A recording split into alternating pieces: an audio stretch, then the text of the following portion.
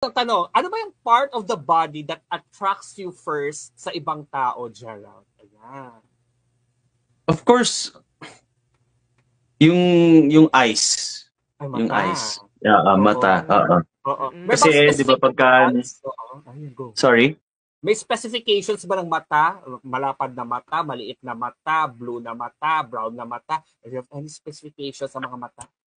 Uh, I would I would say yung sakto lang, hindi naman masyadong singkit, yung Filipino, Pinoy na Okay, eyes. okay. Yung Okay. yung ganyan na eyes, yeah. Oh, so Yun kung yung kasi 'di makita, ba pagka nakita natin yung person, 'di ba? Pag na-meet mo siya, yun naman yung una mong makikita talaga eh. And pag nakita mong wow, very very beautiful eyes tapos doon mo makita yung sincerity, yung soul mm, niya.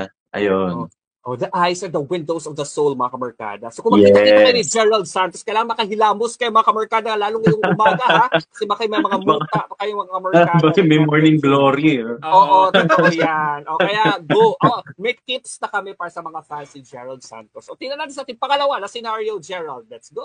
O, Okay, ito naman, para naman sa atin, kanina natanong natin yung parts of the body. Ngayon naman, ito naman, punta naman tayo sa ugali o sa character. Ugali ng isang tao na nakaka-in love.